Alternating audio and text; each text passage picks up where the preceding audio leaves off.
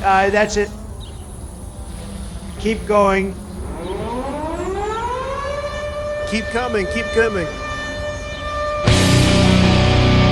Hi there. Hello. All right, that's it. Good job, Bubba.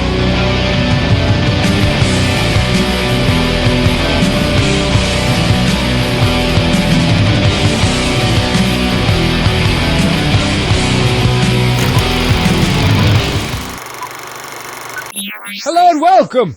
My name is Donald Zuckerberg, and I am the creator of remote viewing cinema and producer of the RVC Interactive Podcast, the show where you participate directly. Just type in your question in the comments section, and our wonderful hosts Jeff and Bethany will answer them. They know all about the Farsight projects, especially as they relate to the mysterious, quote, drones. And if they need assistance, a horde of characters are standing by to assist. You name it, we've got it. Scientists, historians, philosophers, dead or alive, even characters from movies and games are standing by, so don't hesitate. Subscribe now and start interacting with the podcast today. We can't wait to hear from you. And with that, here's a preview.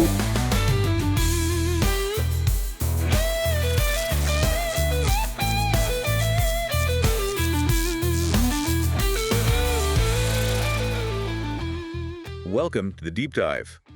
We're diving into some seriously interesting stuff today about UAPs. You know? All those unidentified aerial phenomena that have been making headlines. Our viewers sent us a ton of material, and we're going to try to break it all down. A treasure trove. It really is. Yeah. We're going for a full deep dive here, ready to figure out the who, the when, the why, and the what of these UAPs. Absolutely, let's do it. Let's kick things off with the when.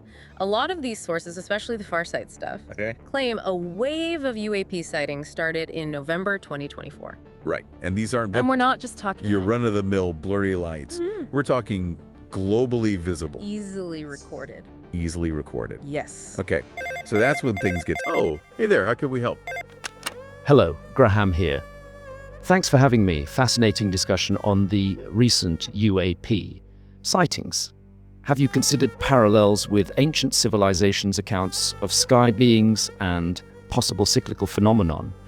Could these waves be tied to recurring celestial events? Hello, Graham Von Daniken. It's really amazing to have you chime in. We're huge fans in your work, so your question is right on the mark. Okay, let's unpack this. The idea of cyclical phenomena definitely resonates with some of the material. Absolutely. If we connect the dots between ancient sky beings and modern UAP sightings, it does raise fascinating questions. The sources do talk about waves of sightings and not just random occurrences. And that's where it gets really interesting. They suggest that these aren't just random events. Yeah, they seem to indicate that these are planned waves with a specific purpose. It's like a carefully orchestrated campaign. So could that campaign be tied to recurring celestial events? That's a very important question that the sources don't explicitly address. But this idea of linking it to celestial cycles is definitely something that makes sense given what we've read. It's like you're getting at the heart of the bigger picture here, something we're definitely going to keep in mind.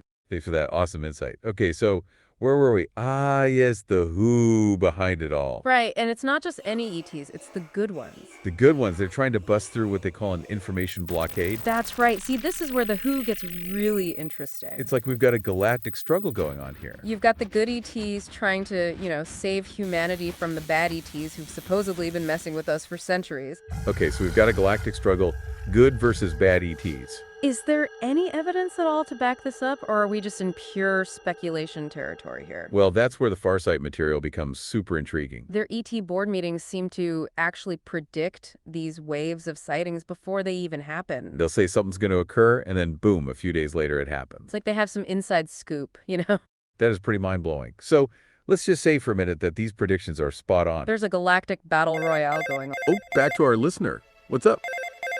Good evening. This is Mikhail deGrasse Sagan here at the Advanced Astrophysics Research Center.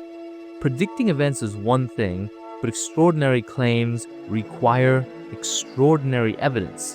Whereas the hard data showing these board meetings actually influenced or aligned with the sightings. Otherwise, isn't this just speculation? Well, hello, Mikhail deGrasse Sagan. It's an honor to have you join the conversation. Your point about extraordinary claims and evidence is crucial, and it's something we've been wrestling with. Okay, let's unpack this. You're right, just making a prediction isn't enough. And it's very important to separate what we know from what we suspect. The Farsight material does claim that these board meetings preceded the sightings, yeah. But whether that's coincidence or causation, well, that's where it gets tricky. It's like you said, what is the hard data to verify this? The Farsight group themselves admit they're a single source for a lot of this info. And that's something to be very mindful of. So what we need to consider is, how much of this are we taking at face value? Exactly. And how much of it is speculation that they're presenting as fact? We need to be critical, question assumptions, and look at the bigger picture here. Thanks for that important insight. Okay, so where were we before that? It was about how these ETs are working to break us out of a thought prison. Okay. And it's time to break free from what they call this thought prison. Thought prison. Okay, break that down for me. What is a thought prison? How does it work? And how does it relate to all these UAP sightings? Think of it this way. The Farsight material uses the term zombie. Oh yeah, go on. Hi, I'm Neo. I guess you could say I've been through something like this, waking up to a different reality. Let's talk. The concept of a thought prison resonates deeply. But what tangible steps can people take to wake up? If it's about reclaiming abilities like telepathy, how do we even begin to unlock them? Well, Neo, it's absolutely incredible to have you with us. The very fact that you're chiming in, given your unique perspective, is pretty mind-blowing. Okay, let's unpack this. We were just talking about practical steps to wake up, and it seems you've lived it. It's like you're offering us a real-world glimpse into what this thought prison could look like. Exactly. And your question about telepathy, that's not just some sci-fi concept. The sources say that it's a natural ability that's been suppressed, and it's important that we reclaim it. It's like you're pointing to this whole idea of awakening or taking the red pill, so to speak. Yeah, the idea that there's a deeper reality beyond our everyday perception. And just like in the Matrix, this process is not passive. Okay, so Neo, you were asking about practical steps, how to actually start waking up.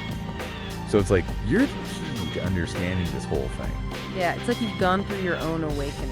And you're giving us a living example of what the sources are talking about. So what steps did you take to break free? We're all ears. Anyway, where were we?